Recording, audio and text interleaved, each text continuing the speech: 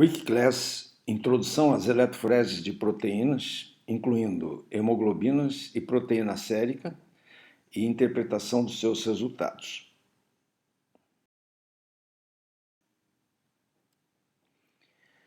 As eletroforeses analíticas usam três componentes básicos para fracionar proteínas. Inicialmente, a cuba de eletroforese, que pode ser manual ou automática, é onde se coloca a solução tampão nos seus compartimentos, quer seja o positivo, que é o de fio vermelho, e negativo, o fio preto. A solução tampão é fundamental. Geralmente, na maioria das eletroforeses em laboratório de análise, se usa o tampão alcalino, que é um tampão que tem o seu pH entre 8 e 9. Este tampão é uma água misturada com sal ácido fraco e sal básico forte. E por fim, se usa como suporte o acetato de celulose ou o gel de agarose, que são os dois tipos de suportes mais comuns em análises laboratoriais. Nesses suportes são aplicadas as amostras de proteínas. A composição do acetato não interfere na migração, porém a do gel de agarose tem grande interferência nas migrações das frações de proteínas.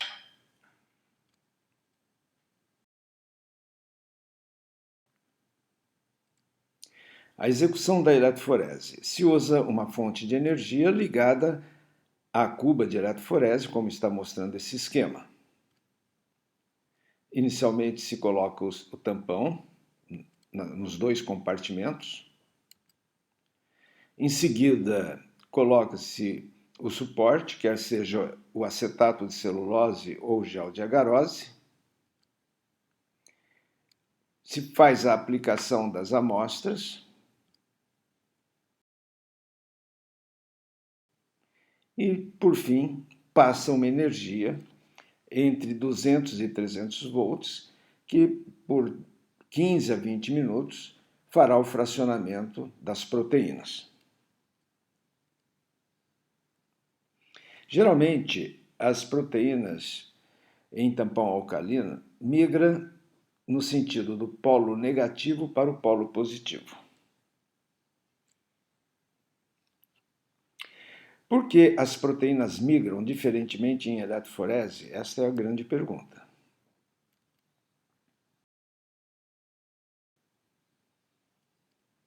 A técnica da eletroforese está fundamentada na diferença de cargas elétricas da proteína a ser fracionada.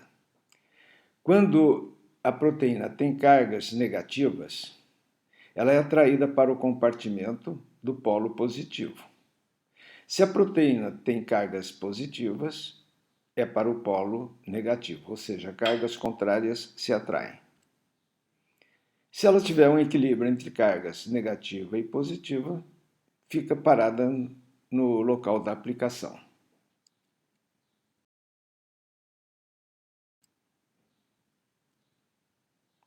As eletroforeses são efetuadas por diferentes metodologias. Como nós falamos, o acetato de celulose, que faz uma bela separação entre as frações, aqui no caso, frações de hemoglobinas. O gel de agarose tem um fracionamento um pouco superior ao do acetato, também estamos mostrando o fracionamento de hemoglobinas. A focalização isoelétrica é um método muito mais avançado, mais trabalhoso, que geralmente não se usa em laboratórios de análises clínicas, se usa mais para pesquisas científicas.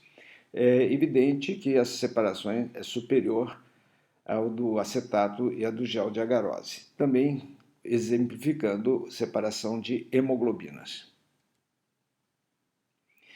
O gel de poliacrilamida, também usado só para pesquisa científica, tem uma separação extremamente sensível, como mostra a figura. E, por fim, a eletroforese capilar, que está cada vez mais ganhando espaço em análises laboratoriais, onde é um aparelho automatizado e que o resultado é visível somente por meio de gráficos.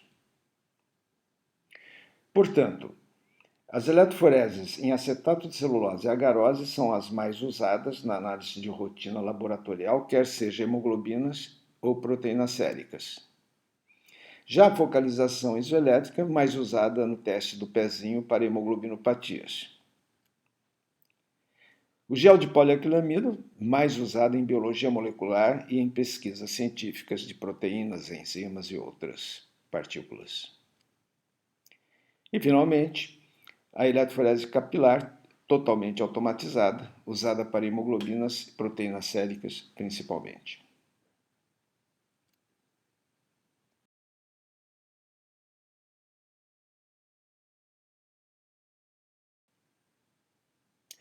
Tipos de tampões usados para eletroforeses. Há 3 tipos de tampões: o neutro, o ácido e o alcalino.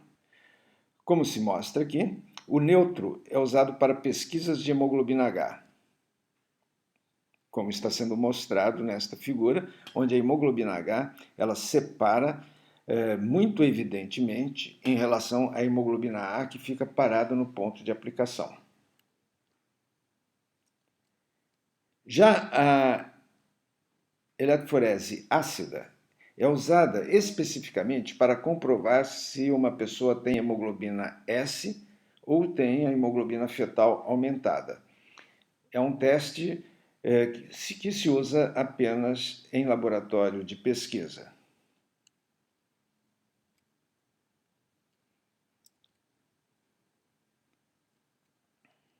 E, por fim, as eletroforeses alcalinas, onde nós mostramos aqui uma separação muito evidente na esquerda de hemoglobinas e na direita de eletroforeses de proteínas séricas.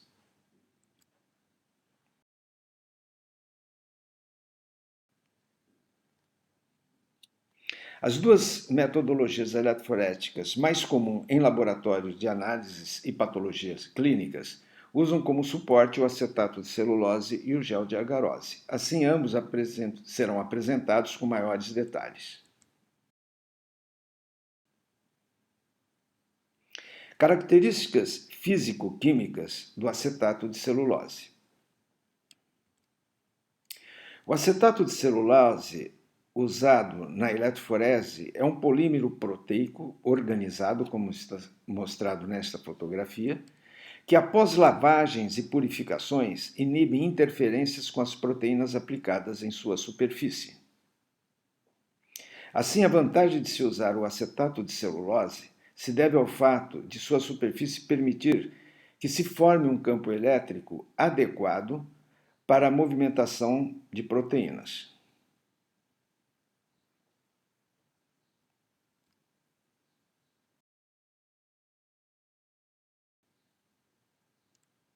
A mobilidade eletroforética do acetato de celulose. Quando se aplicam proteínas para fracionar em acetato de celulose, as separações ocorrem da forma esperada, ou seja, cargas contrárias se atraem sem interferência química.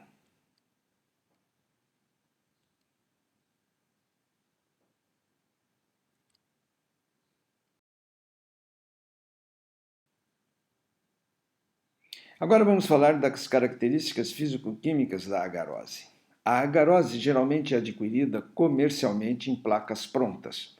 Nestas placas, o agar é dissolvido em tampão alcalino ou ácido e espalhado homogeneamente num suporte de plástico ou de vidro.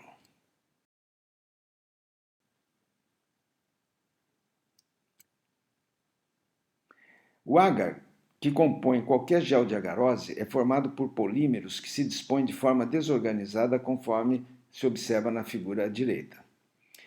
São compostos principalmente por proteínas que têm cargas elétricas negativas. O agar, portanto, é uma proteína. Essas cargas elétricas interferem com o campo elétrico, principalmente aquelas feitas com tampão alcalino, produzindo um fenômeno conhecido por eletroendosmose.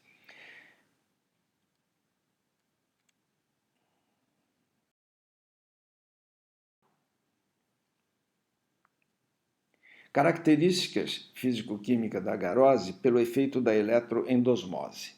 Quando se aplicam proteínas para fracionar em gel de agarose, a separação ocorre com dificuldade, como está sendo mostrado aqui. Eu vou mostrar outra vez nesta figura da esquerda. Vocês vão observar que as cargas elétricas negativas da agarose, elas se compõem com as cargas elétricas da proteína. E isto faz com que o desenvolvimento da fração aplicada tenha dificuldade de separação.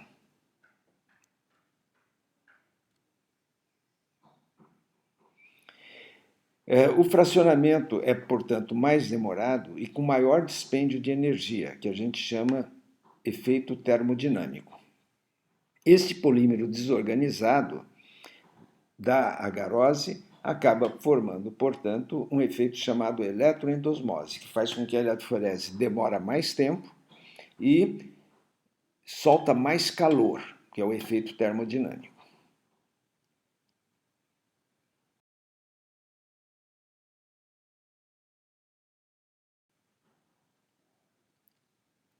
Esse processo pode ser superado quando se usa agarose hiperpurificada, em que se eliminam quase todas as cargas negativas dos seus polímeros e diminui a eletroendosmose.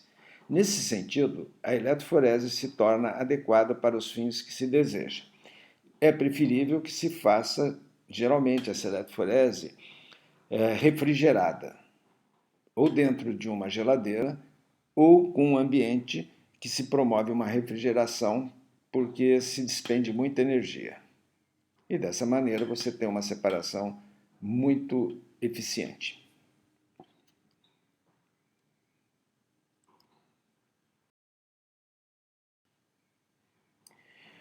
Como se quantificam as frações de proteínas separadas por eletroforese? Aqui nós estamos mostrando um exemplo de várias frações já separadas. Aí, portanto, após o fracionamento eletroforético, as frações de proteínas podem ser dosadas por eluição e lidas em espectrofotômetros. Isso é o tradicional. Porém, o mais moderno é o escaneamento em computador com software próprio para densitometria das cores das frações separadas. Vamos mostrar esses testes. Primeiramente, quantificação por eluição de frações. Inicialmente, as frações são recortadas com tesouras e colocadas em tubos com soluções degradantes do acetato de celulose ou do gel de agarose, por exemplo, um ácido acético a 80%. Se coloca uma fração num tubo e observa-se que há uma eluição da fração, a cor da solução muda, e se coloca outra fração num outro tubo. Então, você também tem uma extração da coloração nesta solução.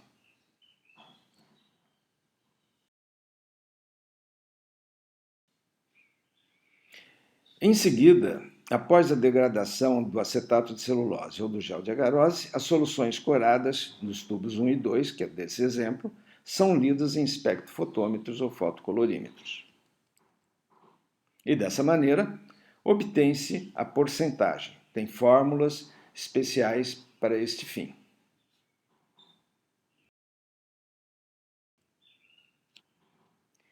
Vamos mostrar agora a quantificação por densitometria. Inicialmente, a eletroforese é escaneada e, em seguida, o software do computador emite um gráfico com as concentrações de cada proteína fracionada.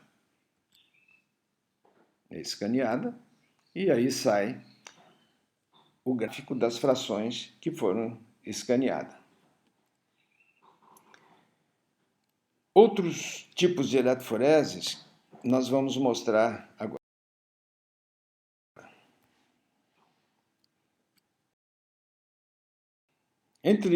Entre outros tipos de eletroforese se destacam a eletroforese em gel de poliacrilamida.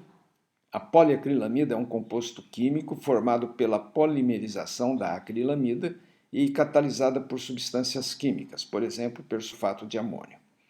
A organização dos polímeros é superior ao do acetato de celulose e das malhas da agarose. Neste processo, quase não há eletroendosmose. Neste exemplo, nós estamos observando eletroforese de proteínas séricas em gel de poliacrilamida, que é essa eletroforese mais extensa, né? Observam-se várias frações de proteínas em gel de poliacrilamida em relação ao gel de agarose, que está à direita. Esta resolução se deve ao fato que, na poliacrilamida, a separação se faz por carga elétrica e por peso molecular da proteína. Observa, só para se ter uma ideia da qualidade da poliacrilamida, quantas pré-albuminas é possível observar na poliacrilamida.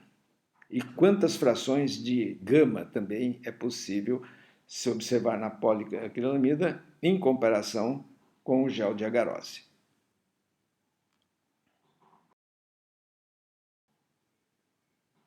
A isofocalização é uma técnica que usa o gel de agar misturado com anfólitos. Anfólitos são substâncias que determinam um gradiente ou faixas de pH crescente ao longo do gel.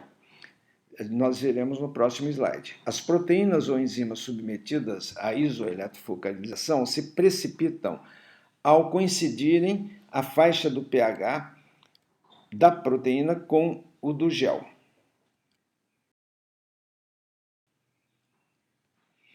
Então, na preparação do gel de agar, junta-se também a solução de anfólitos, que se dispõe em faixas organizadas com pHs específicos, conforme este exemplo ilustrativo. As coincidências dos pontos isoelétricos de cada tipo de proteína a faz precipitar na faixa correspondente de pH. Por exemplo, uma proteína com ponto isoelétrico de 5,5 precipitará na faixa do pH 5,1 a 6, e assim por diante.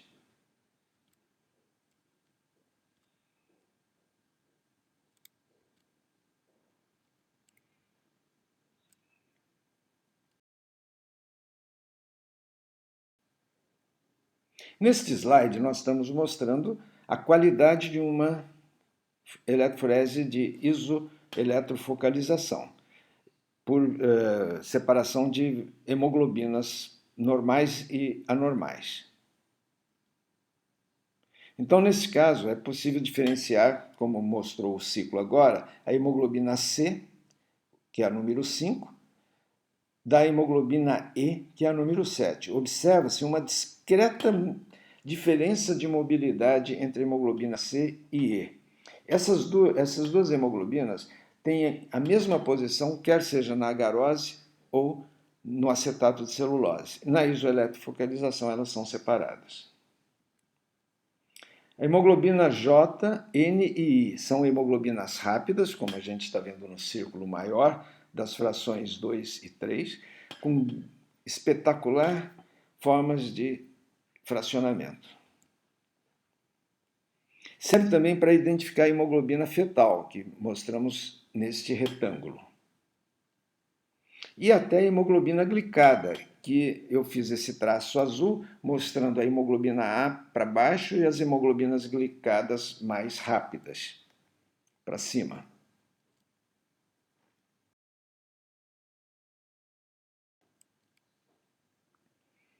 Por fim, a eletroforese de capilaridade. Se usa um equipamento próprio, chamado equipamento para eletroforese capilar. Dentro deste equipamento, as colunas revestidas com gel de sílica se encurvam tocando os polos negativo e positivo. E se usa uma pequeníssima quantidade de amostra, alguma coisa de 1 nanolitro. E é submetida a uma alta voltagem de 10.000 volts, que separam as frações de proteínas séricas ou de hemoglobinas, cujos gráficos e concentrações são registrados automaticamente, como veremos no próximo slide.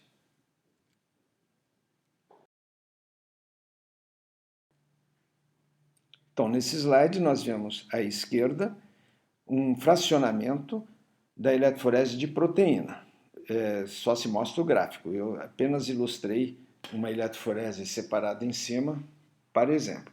E do lado direito, o fracionamento das hemoglobinas normais com seus valores de concentração.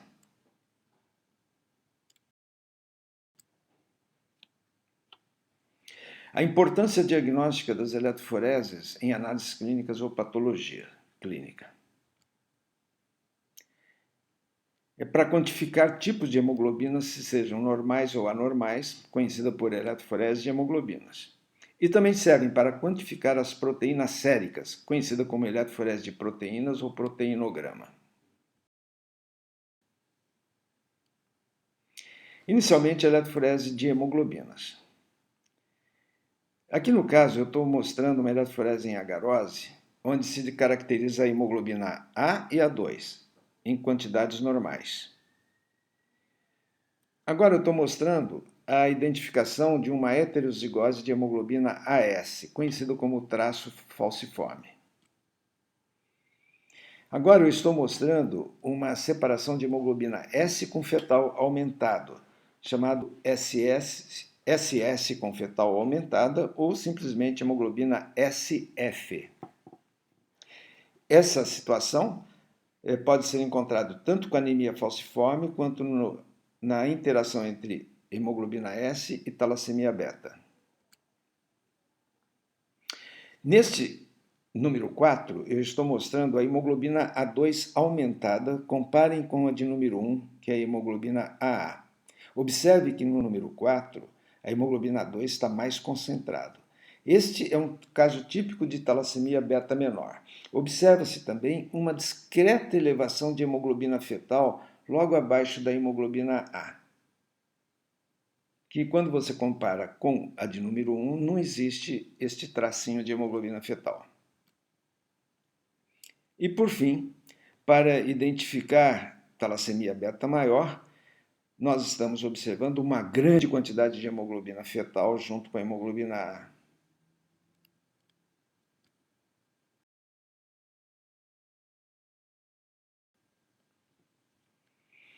De que forma produtos celulares são identificados por eletroforese de produtos proteicos? Por exemplo, proteínas séricas. Normalmente, as células, quando elas se degradam, elas lançam produtos nucleares, proteínas, enzimas. Também proteínas de membrana celular, bem como proteínas citoplasmáticas. Essas proteínas citoplasmáticas, por exemplo, que eu destaco aqui, são verificadas por meio de eletroforese. Neste caso, nós estamos observando uma eletroforese feita com extrato de leucócitos. Eu peguei os leucócitos, hemolizei os leucócitos e esses leucócitos foram submetidos às eletroforeses. Nessa eletroforese que eu estou mostrando, a separação primeira escrita leucócitos são leucócitos normais, proteínas de leucócitos normais. No fracionamento do meio, são proteínas extraídas de células leucêmicas da leucemia mieloide crônica. Observam duas frações que nós vamos chamar de oncoproteínas da leucemia mieloide crônica.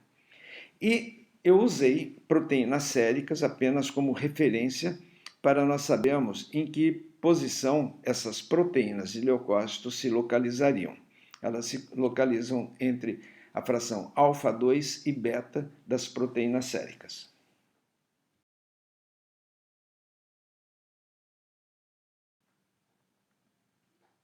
Vamos dar agora um exemplo das eletroforeses de proteínas séricas. A análise de eletroforese de proteína sérica requer conhecimento de suas principais frações. Aqui identificadas, a fração mais intensa, chamada de albumina, seguida de globulinas. Essas globulinas são diferenciadas em alfa-1, alfa-2, beta e gama. Na realidade, existe uma série de componentes proteicos no que nós falamos de albumina e globulinas. Esses componentes aqui identificados nem sempre são possíveis de você identificar numa eletroforese tradicional, quer seja em agarose ou acetato de celulose. Necessita de elementos mais específicos. Mas aqui está apenas mostrando, por exemplo, que na fração beta nós temos vários tipos de proteínas, por exemplo, a transferrina, a beta-lipoproteína e o complemento C, 3. Observam na porção média da eletroforese esses 3 elementos que eu mostrei para vocês. E na porção que a gente chama de gama-globulinas, nós temos o fibrinogênio, o IgA, IgG e IgM.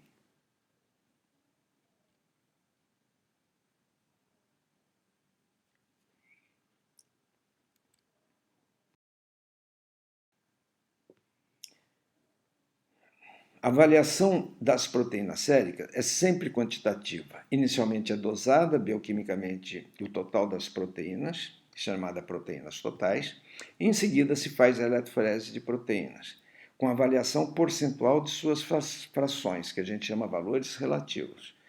E depois, multiplicado pela proteína total e dividido por 100, nós vamos ter o correspondente em miligramas por decilitro, que é o chamado valor absoluto das proteínas séricas. Então, este é um gráfico tradicional, mostrando, nesse caso, o fracionamento normal de proteínas séricas. Vamos fazer uma interpretação. Fisiopatologia de processos inflamatórios agudos. Nós estamos observando uma sequência de sinopse fisiopatológica. Uma pessoa tem uma inflamação aguda, dependendo do grau, vai ter maior ou menor destruição de tecidos. Esta destruição de tecidos pode liberar proteínas chamadas síntese de proteínas da fase aguda. Uma dessas proteínas de fase aguda pode ser a proteína C reativa.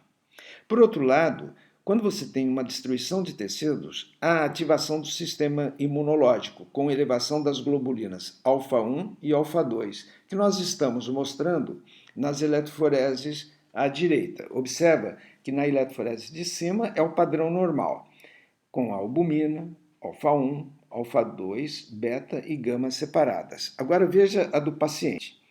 Ao observar a do paciente, a fração alfa-1 está aumentada, a alfa-2 também e a gama também. Então, essa é a característica de uma eletroforese de proteínas séricas em pessoas com inflamação aguda.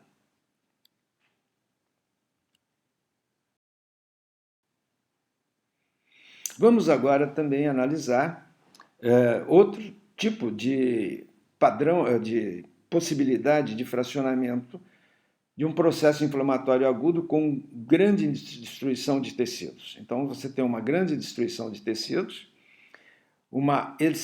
que vai levar a uma elevação das proteínas do sistema de complemento C3, como nós estamos mostrando na eletroforese, uma ausência da gama, que vai estar quase que diminuída, e uma elevação da fração beta. É uma outra situação. Essas duas situações que nós apresentamos de inflamação aguda, evidentemente, devem ser acompanhadas pelo médico do paciente, com os resultados laboratoriais em suas mãos.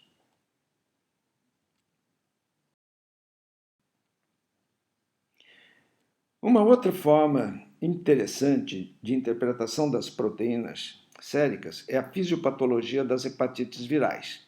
Os vírus atacam hepatócitos, produzem necrose de células hepáticas, diminui a síntese de albumina e, consequentemente, você tem uma diminuição da síntese de albumina no plasma em relação à gama. Então, observa na eletroforese de baixo, paciente com infecção hepática, como a fração gama está mais elevada do que o padrão e, consequentemente, esta elevação faz com que a albumina seja discretamente diminuída. Por outro lado, você tem a indução do sistema imunológico com produção de anticorpos contra os vírus, invasores dos hepatócitos, e a elevação das frações de gama, das frações de alfa-2 e beta-globulinas, como está mostrando a seta.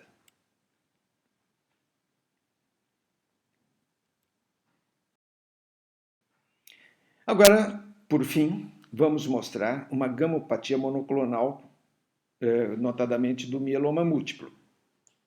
Alterações cromossômicas, translocação, faz com que haja um descontrole na produção de linfócitos. Apenas um tipo de linfócito apenas um tipo de imunoglobulinas produzidos pelos linfócitos B passam a ser produzidos. E desta maneira você tem uma excessiva quantidade de imunoglobulina específica. Isso se dá por um problema na célula-tronco que faz com que os linfócitos B não se diferenciam na produção das inúmeras imunoglobulinas. Eles só produzem um tipo. Nessa produção de um tipo de imunoglobulina, a gente chama de gamopatia monoclonal.